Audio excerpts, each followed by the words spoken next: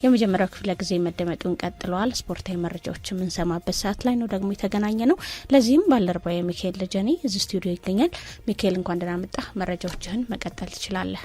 እሺ አመሰግናለሁ። ሰላም ኳንዳ ቆይሽ እንደምናዳችኋል ያለ አድማጮችን የተለያዩ ጉዳዮችን አንሳለን እንደተለመደው በክፍል አንድ ከዛ መካከል የአገር ውስጥ የተነሱ ወይም ደግሞ የተከናወኑ የአትሌቲክስ ጉዳዮችን በማስቀደም ወደ ባርማዶ የተከናወኑ የአትሌቲክስ ጉዳዮችን ቃኝተን ወደ ሌሎች መረጃዎች ምናቀና ይሆናል። ከታላቅ ሩጫ በኢትዮጵያ ጋር በተያያዘ በአመቱ ውስጥ ከሚያከናውናቸው ውድድሮች መካከል አንዱ የእንጦጦ ፓርክ ነው። ይህ በየወሩ ሲያከናውን የቆየው ሩጫ ውድድር ነው። ፍጻሜን አግኝቷል። ውድድሩ ላይ እንግዲህ ባላንስ ስፖርት ሚኒስቴር የስፖርት ማዘርፍ ሚኒስትር ዴኤታ አቶ መኪ መሐመድ ተገኝተዋልና አሸናፊዎች ለታዳጊዎችም ሽልማት አበርክተዋል። በአጠቃላይ በሚያዝናና መልኩ የሚደረጉ መሰል ስፖርታዊ ውድድሮች ጨዋታ እንዲሁም ደግሞ የህብረተሰብ ክፍልን ተሳታፊ ባደረገ መንገድ ተተኪ ስፖርተኞችን ለማፍራት እንዲሁም ስፖርትን የማህበረሰቡ አንዱ አካል በማድረግ እንዲዘወተር ለማድረግ ሳቢ የተደረገ ነው። ወይም ደግሞ የማህበረሰብ ስፖርት ተሳትፎ እያደገ እንዲመጣ እንደዚህ አይነት ነገሮች ይበልጥ መጠናከር መቻል እንዳለባቸው አቶ መኪ መሐመድ ሀሳብ ሰጥቶበታል ማለት ነው። ይሄ በትላንትናው ዕለት የተከናወነ የውድድር ምዕራፍ ፍጻሜው እንዳገኘ ለመናገር ያክል ነው። ከዛ ውጪ በአሜሪካ በተለይ 250ኛ ዓመት ነጻነት ክብረ በዓልን መሰረት ባደረገ መንገድ የተከናወነ የውድድር ምዕራፍ ነበር። በዛ ሂደት ላይም የተሳተፉ ኢትዮጵያውያን አትሌቶችም ውጤት ወይም ደግሞ ድል ቀንቷቸዋል። በአጠቃላይ የዚህ የ250ኛ ያው ጁላይ 4 ሁሌ በተለይ ሀገር አሜሪካ ነጻነቷን የምታውጅበት ጊዜ እንደሆነ ይታወቃል። ያንን መሰረት ባደረገ መንገድ እንግዲህ በየዓመቱ የሚደረግ የውድድር ምዕራፍ ነው። እዛ ላይ ተሳትፎ ያደረጉ ኢትዮጵያውያን አትሌቶች ነበሩ። ጽጌ ገብረሰላማና መልክናት ውዱ ተከታትለው ገብተዋል። 57ኛው ፒስትሪ የ10 ኪሎ ሜትር ጎዳና ላይ ሩጫ ነበር የተከናወነው። ርቀቱን ለማጠናቀቅ 31 ደቂቃ ከ2 ሰከንድ ፈጅቶባታል ጽጌ ገብረሰላማ። መልክናት ውዱ በኩሏ 31 ደቂቃ ከ3 ሰከንድ በመግባት ሁለተኛ ደረጃን ይዛ አጠናቃለች። ኬንያ አትሌቶች ከ3ኛ እስከ 7 ያለውን ደረጃ ይዘው አጠናቋል። ሌላው ኢትዮጵያ አትሌት ገላን ደገፋ ደግሞ 8ኛ ደረጃን ይዛ አጠናቃለች ማለት ነው። አትሌቲክስን ካነሳን አይቀር ኦሪገን ላይ የተደረገ የፕሪፎንቴን ክላሲክ ውድድር ምዕራፍ ነበረ። የዓለም አትሌቲክስ ተመልካቾች በጣም ትኩረት ሰበ የውድድር ምዕራፍ ነበር። ፕሪፎንቴን ክላሲክ የሴቶች ማይል የ2 ማይል ይቀርታ ውድድር ምዕራፍ ላይ ኢትዮጵያውያን አትሌቶች ውጤት ይዘውበታል። ከነዛ መካከል አለሽኝ ባወቀ ስሟ ይጠቀሳል። በውድድሩ ማጠቃለያ አካባቢ ከሌላኛው የኢትዮጵያ አትሌት ሂሩት መሻገር ጠንካራ ፉክክር አድርገው ተከታትሎ ገብቷል ማለት ነው። 9 ደቂቃ ከ20 ሰከንድ በመግባት በቀዳሚነት ውድድሯን አጠናቃለች እንግዲህ አለሽኝ ማለት ነው። ከዛ ውጪ ሂሩት ደግሞ በ0.18 ሰከንድ ብቻ ዘግይታ ገብታ ሁለት ያጃን ይዛ ያጠናቀችበት አጋጣሚ እንደተፈጠረ መናገር እንችላለን። ከአትሌቲክስ ውድድር ምዕራፍ ጋር በተያያዘ ማለት ነው። ከዛ ውጪ የሲዳማ ቡና እግር ኳስ ክለብ የኢትዮጵያ ፕሪሚየር ሊግ ሻምፒዮን ሆኗል። የኢትዮጵያ ፕሪሚየር ሊግ ብቻም አይደለም ከ20 ዓመት በታች ሻምፒዮን ሆኗል። ባይዘው ስለዚህ ድርብ ድል ነው በዚህ ዓመት ከሲዳማ ጋር በተያያዘ የኢትዮጵያ ዋንጫ ሻምፒዮን ሆናሉ የሚለው የሚጠበቅ ነው የሚሆነው። እንግዲህ ሲዳማ ቡና ከወላይታ ዲቻ ጋር ትላንትና ጨዋታቸውን አድርጎ ነበር። ከ20 ዓመት በታቹን ጀምር ብዬ ነው። መደበኛው ክፍለ ጊዜ አንዳቸው ነበር የተጠናቀው። ለሲዳማ ቡና ዳንኤል ዳዊት፣ ለወላይታ ደግሞ አብርሃም በላይነህ ጎል አስቆጥሯል። አሸናፊ ለመለየት ወደ መለያ ምት አምርተው ነበር። ሲዳማ ቡና 3-2 አሸንፏል። በሐዋሳ አርቲፊሻል ሜዳ በተከናወነው ጨዋታ እንግዲህ ሲዳሞች ማሸነፋቸውን ተከትሎ ማለት ነው የኢትዮጵያ ከ20 ዓመት በታች ፕሪሚየር ሊግ ዋንጫን ለ2 ተከታታይ ዓመት ማሳካት የቻሉበትን አጋጣሚ ፈጥረዋል ማለት ነው። ከዛ ውጪ ግን ዋናው የኢትዮጵያ ፕሪሚየር ሊግ የውድድር ምዕራፍ ኦፊሻሊ ወይም ይፋ በሆነ መንገድ ፍጻሜን አግኝቷል። ከዚህ በኋላ የሲቢኤ ኢትዮጵያ ፕሪሚየር ሊግ እየተባለ እንግዲህ የሚቀጥልበት አጋጣሚ አይኖርም ለተወሰኑ ወራት ማለት ነው። ቀጣዩ ወደ ዘመን እስኪጀምር ድረስ ኦሬዲ ቀደም ተብሎ ሲዳማ ቡና ዋናውን የሀገራችን ከፍተኛ የውድድር ምዕራፍ የሆነውን የፕሪሚየር ሊግ ሻምፒዮን መሆናቸው ይታወቃል። ሽልማት እንዲሁም ደግሞ ዋንጫ ስነ ስርዓቱን ነው በትላንትናው ዕለት የተከናወነው ሐዋሳ ዩኒቨርሲቲ ስቴዲየም ላይ። ሲዳማ ኦሬዲ ሻምፒዮን መሆናቸውን አረጋግጠው ከኢትዮ ኤሌክትሪክ ጋር ጨዋታቸውን አድርገው ነበረ። በኢትዮ ኤሌክትሪክ 1-0 አሸናፊነት ነው የተጠናቀቀው መርሃ ግብሩ። ብቸኛውን ጎል አቤል ሀብታሙ ነው በፍጹም ቅጣት ምት ያስቆጠረው። የ38ኛ ሳምንት የሊጉ መርሃ ግብር 68 ነጥብ በመሰብሰብ 2018 የሲቢ ኢትዮጵያ ፕሪሚየር ሊግ ሻምፒዮን ሆኗል ሲዳማ ቡና። የቀጣዩ ዓመት የአፍሪካ ሻምፒየንስ ሊግ ኢትዮጵያን ወክሎ ይሳተፋል። አንደኛ ዳጎስ ላለ ሽልማት ራሱን ብቁ ያደርጋል። ትልቁ ጥያቄ ግን ከሀገራችን የእግር ኳስ ምዕራፍ ጋር በተያያዘ እንግዲህ 20 ቡድኖች ናቸው እየተሳተፉ ያሉት። 20 ክለብ እየተሳተፈ 38 ሳምንት ቆይቶ ነጥብ 68 ብቻ ሆነው ዋንጫውን ማሳካት ምን ያክል ሊጉ ጥያቄ ምልክት የምታነሽበት እንዲሁም በርካታ ጎል የማይቆጠርበት ነጥቦች የማይሰበሰብበት መሆኑን አመላካሽ ጉዳይ ነው። 68 ለ2 ቢካፈል እንግዲህ 34 ነው የመጣውና ያ ደግሞ በጨዋታ ሂደት ስታስቢው የኢትዮጵያ ፕሪሚየር ሊግ ቡድኖች ጋር እንዳለ አቻ ብታጠናቀቂ የመጀመሪያውን ዙር ጨዋታ ያን ነጥብ ማሳካት ትችላለችና በደርሶ መልስ አቻ ብትወጪ 80 ነጥብ ነው የምታሳኪውና 68 ነጥብ ማለት በጣም ዝቅተኛ ነጥብ ነው እና የሊጉን ስታንዳርድ በትልቁ ሊያሳይ ይችላል ተብሎ ይገመታል። ቢሆንም ግን ከሲዳማ ጋር በተያያዘ ግን ታሪክ የሰሩበት ነው። 2002 ነው የኢትዮጵያ ፕሪሚየር ሊግ የተቀላቀሉት። ከዛ በኋላ ያው ሻምፒዮን የሆኑበት ዓመት ከ16 ዓመታት በኋላ ሲገኝ ለመጀመሪያ ጊዜ አድርጓል። በተለይ የአቤል ያለውና እንዲሁም ደግሞ በሱራፌል ዳኛቸው የአጥቂ አማካይ ተጫዋች ስብስቡን የተቀላቀሉበት መንገድ ኒድ ሲዝን ላይ በጣም ውጤት ይዞ መጥቷል። በአጠቃላይ ክለቡ በውድድር ምዕራፉ ላይ ጠንካራ ሆኖ ካምፔኑን የውድድር ምዕራፉ እንዲያጠናቅቅ ትልቅ አስተዋጽኦ ስላበረከቱ ማለት ነው። የኢትዮጵያ ፕሪሚየር ሊግ እንግዲህ በዚህ መንገድ ፍጻሜው እንዳገኘ መናገር እንችላለን ማለት ነው። ወደ ባርማዶ ጉዳዮች ያቀናን። እንግዲህ 23ኛው የዓለም ዋንጫ አሁንም እንደደመቀ ሌሊት ጨዋታዎችን እያከናወነ እንደቀጠለ ይገኛል። ትላንትና ምሽት 5 ሰዓትና አሁን ከደቂቃዎች በፊት ደግሞ የተጠናቀቁ መርሃ ግብሮች አሉ።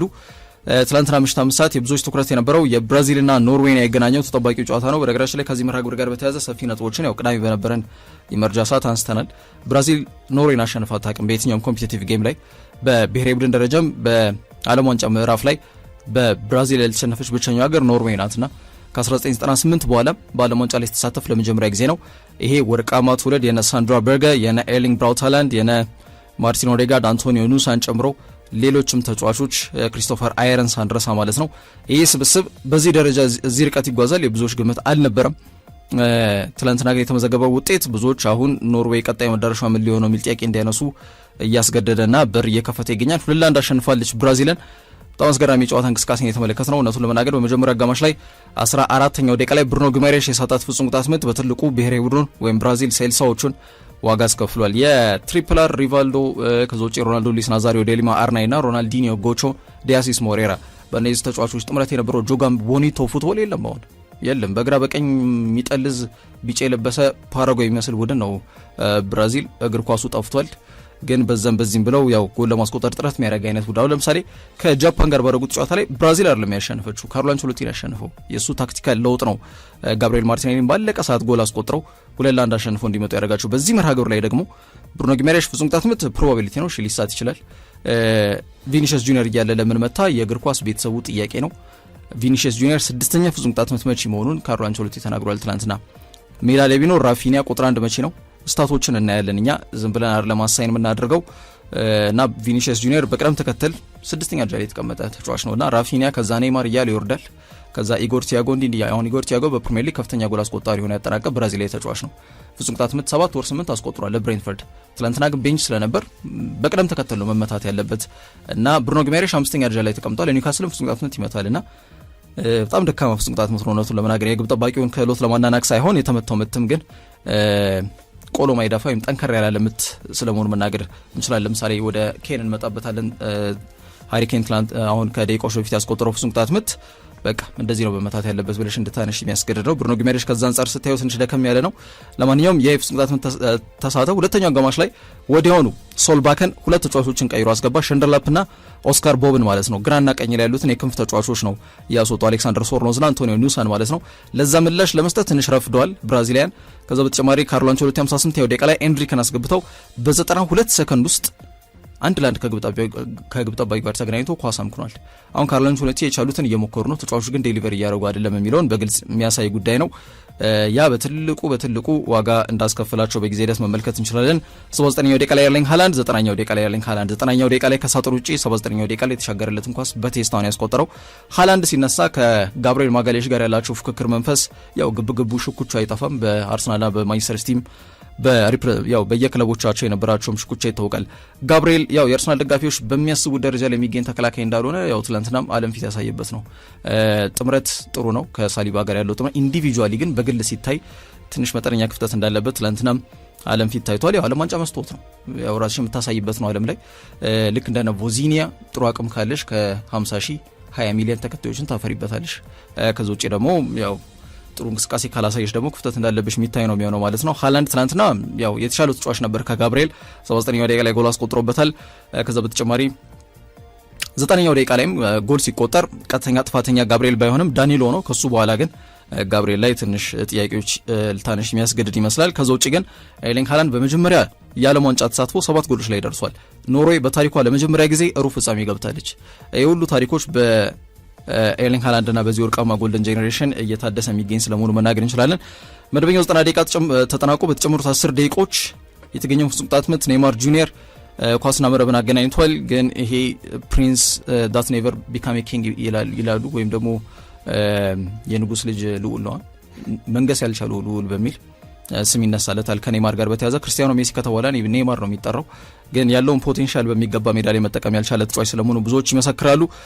ትላንትናም ያው እንደተለመደው ከዓለም ዋንጫ ሲሰናበት ሁሌ ነው በቃ በእንባ የሚራጨውና ስቅስቅ ብሎ ሲያለቅስ ታይቷል። በአጠቃላይ ከኔይማር ጋር በተያዘ የመጨረሻው የዓለም ዋንጫው ነው። ከብሔራዊ ቡድን ተሳትፎ ራሱንም በይፋ ማግለሉንም አሳውቋል ማለት ነው። ከአሁን በኋላ ኔይማር ያው በሳንቶስ የሚኖረውን ቆይታ ያጠናቆ ሜቢ ይህን ዓመት ካጠናቀቀ በኋላም ጫማ ሰቀልኩ የሚልበት እድል ከፍተኛ ይመስላል። ዩቲዩብ ከፍቷል ምናምን መደራደሮችን እየዘረጋ ነው። ጫማ መስቀሉ የሚቀር አይመስልም።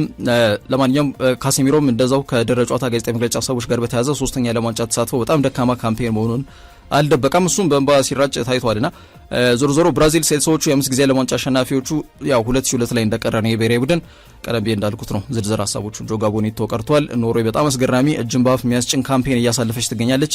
ቀጣይ ከእንግሊዝ ጋር ትገናኛለች ማለት ነው። ከደቂቃዎች በፊት በተጠናቀቀው መርሃ ግብር ላይ ደግሞ ሜክሲኮ አዘጋጁ ሀገር በእንግሊዝ 3-2 ተሸንፋለች። የጨዋታ ሁሉም ነገር የነበረው ነው። ጎሎች፣ ቀይ ካርድ በሁለቱም ቡድኖች መካከል ፍጹም ቅጣት ምት ማግኘት ኢንቴንሲቲ በጣም ከፍተኛ የሆነ መርሃ ግብር ነው። አዲስ አበባ 2300 ጫማ ከመሬት ጠለል በላይ ናት አዲስ አበባ። ትላንትና ወይም ደግሞ ከደቂቃዎች በፊት በሚለው ይስተካከል አስቴካ ስቴዲየም ላይ ነው ይሄ ጨዋታ የተደረገው። 2245 ከመሬት ጠለል በላይ 2245 ሜትር ከፍ ያለ አልቲቲዩድ ያለበት ቦታ ላይ ነው ጨዋታዎቹን ያደረጉትና ለኢንግላንድ ትንሽ ይሄ ሊከብዳቸው ይችላል በጨዋታ ሂደት ላይ ያው ትንፋሽ ስለሚጠይቅ እንደዛ አይነት አልቲቲዩድ ከፍ ያለበት ቦታ ላይ ሊቸገሩ ይችላሉ የብዙዎች ግምት ነበረ። ሜክሲኮች መጣደፋቸው በትልቁ ከደቂቃዎች በፊት በተጠናቀቀው መርሃ ግብር ዋጋ እንዳስከፍላቸው መናገር እንችላለን። 3-2 ነው ኢንግላንድ ያሸነፈችው ይህን ጨዋታ። ጁድ ቤሊንጋም 36ኛውና 38ኛው ደቂቃ በሁለት ደቂቃ ልዩነት ነው ሁለት ጎሎችን ያስቆጠረው። ይህ እንዲሆን ደግሞ ልክ ጎል ሲቆጠርባቸው ጎል ለማስቆጠር በጣም ፍላጎት ስለነበራቸው አውቶማቲካሊ የተነጠቁበት አጋጣሚ ሁሉም ተጫዋቾች ወጥተው ነበርና በዛ ሂደት ሁለተኛውን ጎል በሁለት ደቂቃ ውስጥ እንዲያስቆጠር ምክንያት ሆኗል ማለት ነው። ኩዊኖኔስ ይህ ተጫዋች 42ኛው ደቂቃ ላይ ለሜክሲኮ ወደ ጨዋታ እንዲመለሱ ያሰበች ጎል አስቆጥሮ ነበር። 42ኛው ደቂቃ ላይ መጀመሪያው አጋማሽ በኢንግላንድ 2-1 መሪነት ለረፍት ከወጡ በኋላ ከረፍት መልስ 60ኛው ደቂቃ ላይ በጣም ሬክለስ ታክል ወይም ደግሞ ግዴለሽነት የተሞላበት ጥፋትን መሰረት ባደረገ መንገድ ፍጹም ቅጣት ምት እንግሊዝ ብሔራዊ ቡድን አግኝቷል። ያንን ደግሞ ሃሪኬን በሚገባ በመጠቀም ወደ የጎል መጠኑን ወደ 3 ከፍ ማድረግ ችሏል ማለት ነው። በዛ ሂደት ግን 54ኛው ደቂቃ ላይ ጃሬል ኳንሳ በተለይ የሪስ ጄምስ አለመኖርን ተከትሎ በቋሚ ያስተላልፉ ስለመጀመሪያ ጊዜ ነው እንግዲህ ትላንትና የተመለከት ነው ወይም ከደቂቃዎች በፊት በተደረገው ጨዋታ ማለት ነው። ቀይ ካርድ ተመልክቷል። በጣም እሱም ሌላው ግዴለሽነት የተሞላበት ጥፋት ነው። 54ኛው ደቂቃ ላይ ስትሬት ሬድ ወይም ደግሞ ቀጥታ ቀይ ካርድ ተመልክቶ ከሜዳ ተሰናብቶ ነበረ። ግን በሂደት 60ኛው ደቂቃ ላይ ደግሞ ራሳቸው ሜክሲኮች በተለይ ግብ ጠባቂ የሰራውን ጥፋት ተከትሎ አንቶኒ ጎርደን ላይ የተሰጠውን ፍጹም ቅጣት ምት ሃሪኬን አስቆጥሯል። የጎል መጠኑን 14 አድርሷል። በዓለም ዋንጫ ጎል መጠኖቹን 6 አድርሷል ማለት ነው። ሃሪኬን በውድድር ዘመኑ በአጠቃላይ ይሄ 2025-2026 የውድድር ዘመን ላይ በአጠቃላይ ያስቆጠራቸውን ጎል መጠኖች 73 አድርሷል። ይህ ቁጥር በሮናልዶ የሚመጣ አይደለም። ሊዮኔል ሜሲ ነው በተለይ 2011-2012 ላይ ወደ 85 ገደማ ጎል ኤንድ አሲስት ነበሩት፣ የጎል ተሳትፎች ነበሩትና ሃሪኬን በዛ መንገድ እየተቃኘ ይገኛል። 73ኛ ጎሉን ያስቆጠረው ትላንት ከደቂቃዎች በፊት ማለት ነው። 69ኛው ደቂቃ ላይ ደግሞ በሂደት በድጋሚ ራሱ ሃሪኬን የሰራውን ደግሞ ጥፋት ተከትሎ ራውል ሂሜኔዝ ፍጹም ቅጣት ምት ተሰጥቶ ያው እሱን አግኝቶ በሚገባ ተጠቅሟል። ግን ከዛ በኋላ እንግዲህ ወደ ጨዋታው ለመመለስ ያደረጉት ጥረት ሳይሳካላቸው ቀርቷል። 3-2 በሆነ ውጤት ኢንግላንድ የጨዋታ ማሸነፍ ችላለች። ታክቲካል ቼንጃቸው በተለይ ከቶማስ ቱዌል ጋር በተያዘ ውጤታማ ነበር። በተለይ ዳን በርነን ወስነው ኤሊየት አንደርሰን የነኩበት አጋጣሚ በአማካይ መስመር ቀንሰው ተከላካይ ጨምሯል። ይሄ ምናልባት መደበኛው 90 ደቂቃ ከተጠናቀቀ በኋላ ዋጋ ሊያስከፍል ይችል ነበር አቻ ቢሆኑ ማለት ነው። ግን ዳንበርን በጣም ያው እሱ ራሱ በጣም ቁመት ተመለሎ ነው። የአልቲቲዩድ እንቅስቃሴ ተመችቶታል ብለሽ ታንሹ የምትችው ነው። ምክንያቱም ተቀይሮ ከገባ በኋላ 8 ዲፌንሲቭ ኮንትሪቢዩሽኖች ነበሩት። ይሄ በትልቁ ለኢንግላንድ ብሔራዊ ቡድን ዋጋ ይዞ እንዲወጣ ምክንያት ሆኗል ማለት ነው። ስለዚህ በቀጣይ ከኖርዌይ ጋር ይገናኛሉ። በርካታ እንግሊዛውያን ተጫዋቾች ይተዋወቃሉ። እንደ ማርቲን ኦዴጋርድ ከነ ዴክላን ራይስ፣ ኤርሊንግ ሃላንድም የቡድን አጋሮቹ አሉ። እነ ጆን ስቶንስ ምን ይፈጠራል በጣም በትልቁ ይታያል። ዛሬ ደግሞ ፖርቹጋል ከስፔን፣ ዩኤስኤ ከቤልጂየም በጣም በትልቁ የሚጠበቁ መርሃ ግብሮች ናቸው።